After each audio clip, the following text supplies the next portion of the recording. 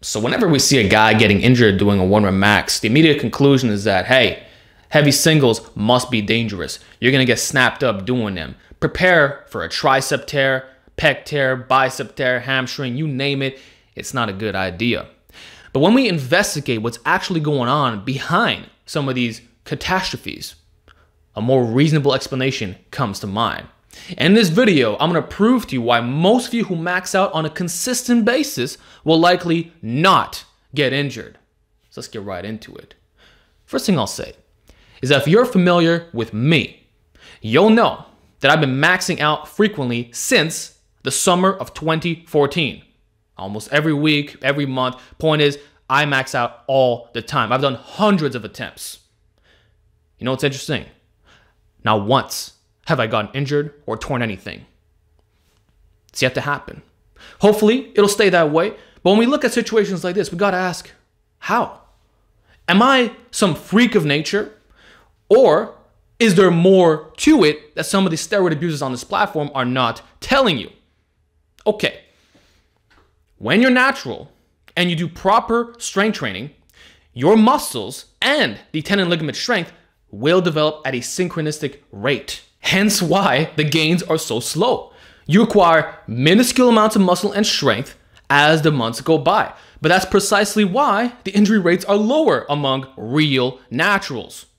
When we see the frauds or those who openly admit to taking large amounts, what do we typically see? They up the dose, muscles start blowing up, the strength goes up as well since a bigger muscle has more strength potential, but then these guys decide to max out on a random day and boom, they tear a pec or a bicep or whatever. Guys, it was the sauce.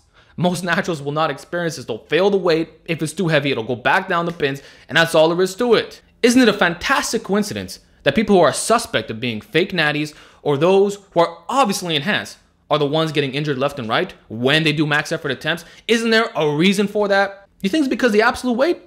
What about the guys that are weaker than natural powerlifters? The dudes tearing their pecs on a 315 bench. We see it all the time.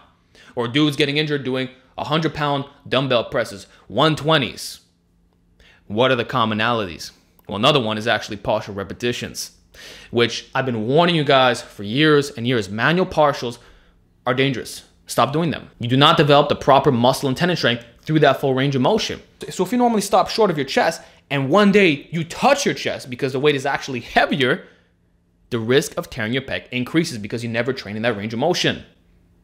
It's better to do the full range of motion with less weight than to try to overload in a partial manual fashion. The only exception should be doing something like a board press or a block pull or a spoto press, where you're pausing right here and it's pretty much skinning your t-shirt, you could say. Those are the exceptions. But guys who do this half-repping nonsense on the shoulder pressing, the dumbbell pressing, the squats, it's always the same individuals getting hurt. How many times do we have to keep telling you guys that you shouldn't be doing primarily partials during your workouts? If you're so tight that you have trouble touching your chest with an empty bar, there's a serious problem. You're not ready to max out, for one. And when you combine that with the drugs, it's a recipe for disaster. This is literally what's going on. It's cause and effect. It's not some freak accident. Most of these injuries could 100% be avoided. It's a sign of bad programming and drugs. That's what the f it is. And I'm tired of naturals thinking that this is going to apply to them as well. Hey, I'm not saying it doesn't occur, but the rate is far less. Also, I'm not telling you that you need to max out in the first place. But if you're a strength athlete, you want to maximize your performance, singles are arguably the best thing you can do for raising your absolute strength. It's the most specific thing. You're training the skill and you're not straining under heavy load with fatigue. You know when I felt a little bit off? It's when I've done triples and fives. Why? I'm straining so hard with that heavy weight, which accumulates fatigue, which can lead to form breakdown. I would say that a 2-rep max is more dangerous than a 1-rep max. Hands down. And triples can be more problematic as well because you can miss groove more easily. 1 rep, if it's too heavy, which, by the way, should not be 50 pounds above what you're supposed to do.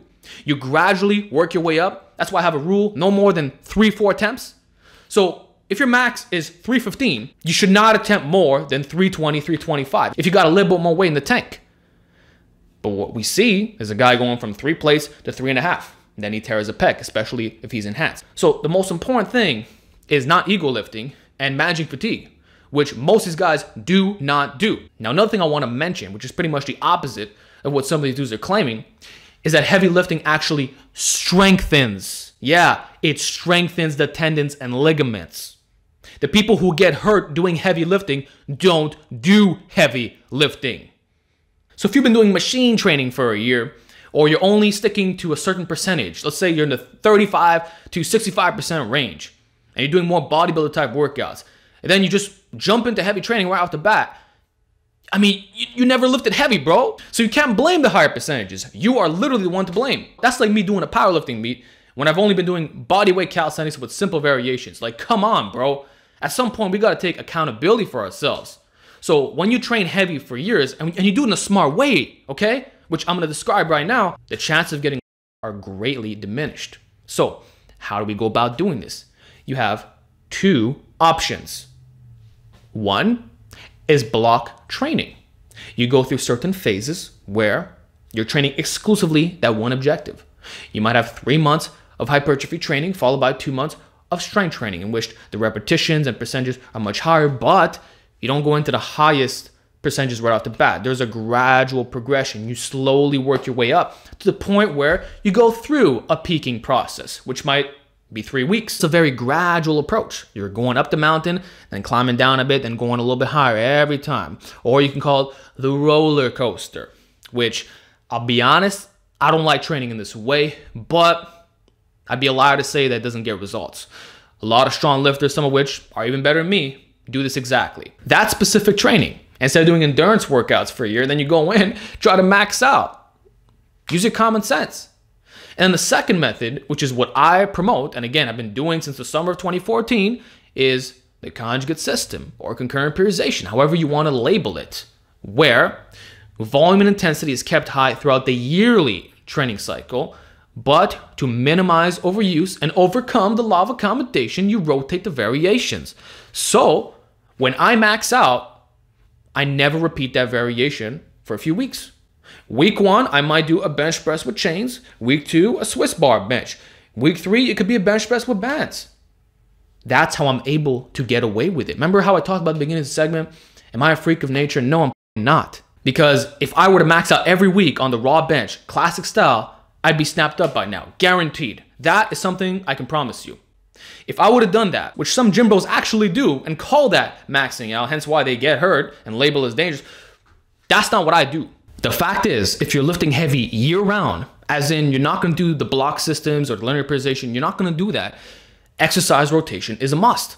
So that's how you avoid the downfalls, and your tendons and ligaments will just get stronger over time. And of course, since you're using the highest volume possible, you're getting the biggest muscles possible without regression. But there's still that synergistic element going on here. It's not like I can distort the ratio somehow. It's not happening. So now that you understand the misinformation out there and my frustration, I gave you logical arguments, training examples, the way you can prevent this from happening in the first place. I gave you cause and effect factors, literally explaining the variables that cause people to get injured. Doesn't that make more sense than, hey, doing one max is dangerous just because it's heavy?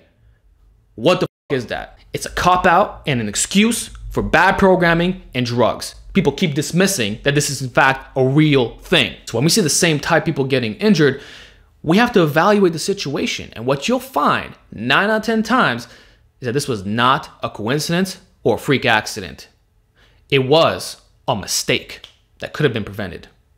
So I'm done talking. Hope you guys enjoyed this video. Let me know if you identify with some of the things I spoke of today. And with that said, I'll talk to you all next time.